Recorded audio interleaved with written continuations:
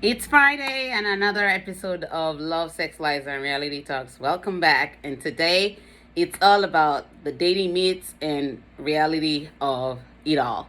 So, dating myths versus dating reality. What does dating even mean? Let's think about it for a second. When you talk about dating, it's an event where two people are hanging out. It's like, I'm going on a lunch date with you. We're just going to go out and have lunch. It's a date. So we have planned this event and we're going somewhere. We're going to watch a movie. We're going to hang out. That's all dating is. And it's in that process that you end up vetting and sorting the potential partners that you're meeting because you're getting to know them when you go on a date. You ask questions, they provide you with answers, you actively listen, they do the talking, and you chime in a little bit without giving up too much information about yourself. If you're giving up too much information, it's trauma. So you realize during the conversations, do I really want to be with this person? Do I see myself in the picture with this person? Where is this person's life goals are? What are they hoping to accomplish in 5 to 10 years? I don't see a vision. The more you listen, the more those questions will come up to you. And you're like, I don't hear core values. So those red flags and the green flags come out in those moments when you're having the conversation, and you're able to make better decisions from that point.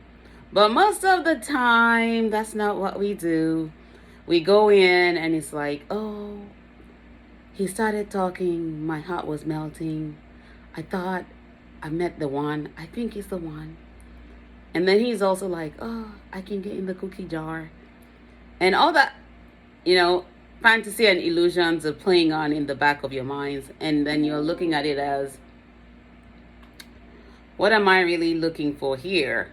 Like, oh, maybe the next date, maybe we'll be in bed. Maybe that will take our relationship to the next level. Oh, we've been talking for 6 months. It means that we're in a relationship. Hell no, you're not. I'm sorry to break it to you that way. No, you're not. You're not in a relationship because you still don't know this person. They may be packaging themselves up and telling you what you want to hear, but not necessarily the actions that you need to look out for, what you need to hear. And the more you pay attention, the more you'll hear what you need to hear, and the more you'll be able to quickly make a decision before you hit that heartbreak point. And that heartbreak point, people think it's a heartbreak, but it's not necessarily a heartbreak. It's a conscious awakening moment. That aha moment when it's like, what did I do to myself? How did I get here? This person is plainly making me see they're not the one for me. They're not ready yet. I'm not ready yet. I've got flaws. They've got flaws. We've got conflicts. It may be from a place of trauma. It may be from a place of emotional immaturity. It may be all other things. But it's just an indication. This is not it. And then you're being redirected back to yourself like, come back home, honey. Take a look at your life. Take a look at that experience. Sit down, journal down, evaluate those moments. What lessons did you learn about yourself? What lessons did you learn about the other person? What lessons did you learn about relationships? And at that point, you figure out, oh my goodness, I don't need to be codependent because that took me off. But when you're not consciously aware, what you do is become codependent because you've been talking to someone. The energy is drawing you in. You're trauma bonding. And it's like, oh, I can't survive without this person. I can't breathe without them. They're all I need in the moment. When that halt comes, it's like, oh, was I codependent? How can I be interdependent? How can I own my own space? How can I own my truth? How can I establish my core values? How can I set goals for my life and relationship? How can I establish those requirements that I need? How am I meeting my own needs? The more you look at all those things, the more you gain clarity. I've written a quote from my book, Love, Sex, Lies, and Reality. When you learn to separate your wants from your needs, your vision becomes clearer. And the clearer your vision is, the better for you to know what you need and who you need to help you accomplish the vision. That's why dating is just a game. I read that quote in my book on Becoming Restored. Dating is a vetting and sorting game that allows you to evaluate each person that you meet to see if they're in alignment and in sync with your goals and your core values, and ensure you are going in the same direction in life's journey. If you're not going in the same directions, get what? It will take you 10 steps back. It's like getting up at the wrong bus stop and not knowing where you are, maybe in the middle of the wilderness somewhere in the desert, and you're like lost. But snap, it's time to wake up and get back to yourself and say, you know what? I need to pick myself back up. I need to start doing the healing work. I need to learn to love myself. I need to learn to know myself. And life is indeed a journey of self-discovery. You will never fully know who you are. It's a lifetime process. If you think that you will know yourself after a relationship breakup, that's a bloody lie.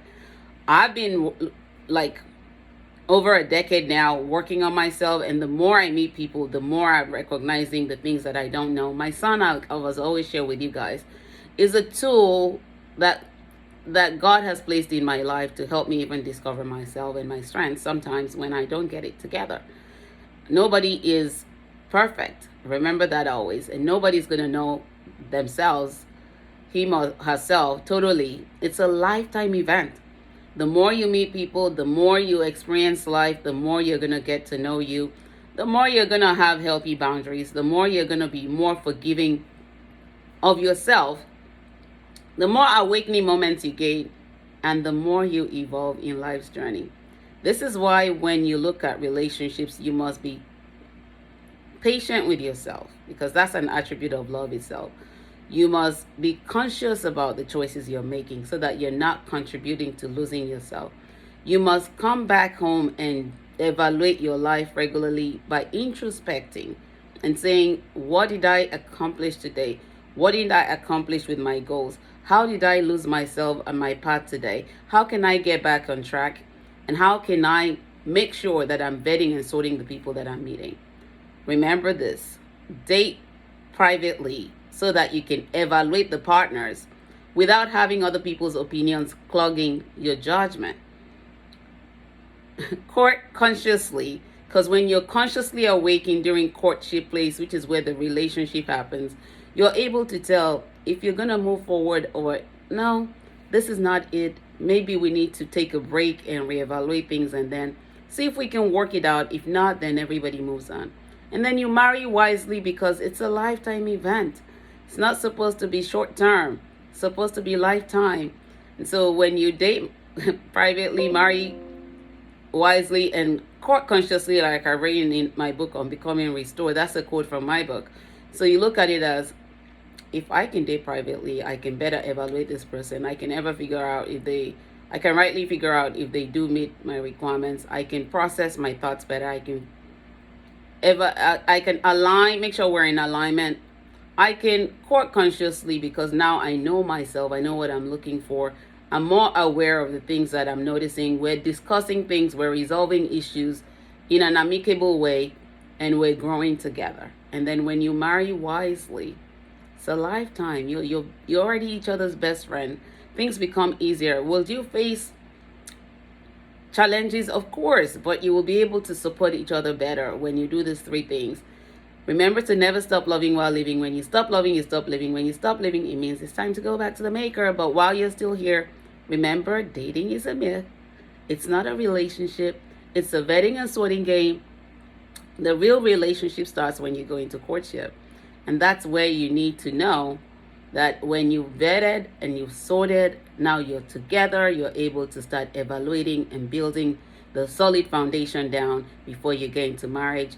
Courtship allows you to become each other's best friend. And as you become each other's best friends, you discover that life is simple, not complicated. Relationships are easy, not hard. Yeah, you do need to put in the work, but when you put the work together, teamwork makes the dream work. Remember that, and you'll have a great weekend. Talk to you soon. God bless. Bye-bye.